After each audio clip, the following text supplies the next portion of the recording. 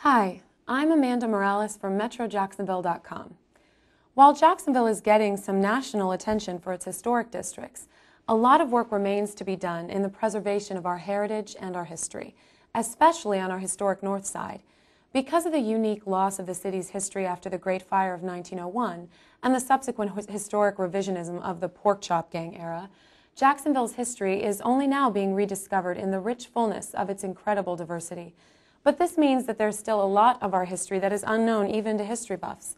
This is especially true of Jacksonville's amazing Black and African American history, which was concealed, ignored, and often lost for long, sad decades. Many of the key figures of the Harlem Renaissance were residents or regulars in Jacksonville's La Villa district, including such luminaries as A. Philip Randolph, James Weldon Johnson, and Zora Neale Hurston. Due to ignorance, impatience, greed, and bureaucratic myopia, most of that entire panorama of Black history in America has been demolished and lost forever to us. Now, strangely, some of the very laws created by historic preservation groups over the past few decades are threatening to destroy even more. In order to discourage absentee landlords and encourage them to sell their properties in the historic districts to willing renovators, we passed laws and policies which impose stiff fines for code violations, which have even stricter enforcement attention in the historic districts. It wasn't long before real estate speculators hoping to cash in on higher resale prices associated with historic properties had used the same laws to force low and middle income people to sell rather than face what are called rolling fines, meaning that once assessed, they continue generating high fines, sometimes on a daily basis until the property is sold.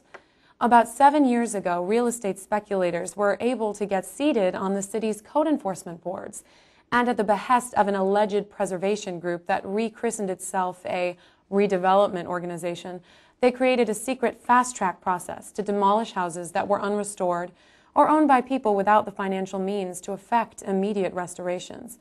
This supercharged an agency which had been used to maintain public safety and encourage responsible property stewardship for future generations into a force for rampant destruction of historic properties, especially on the city's north side.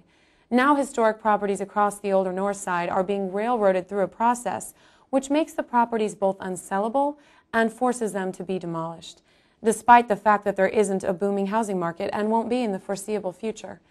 Recently, a structure associated with Zora Neale Hurston's family, a flower shop, was demolished before historic preservation forces could react. And these things are happening every day.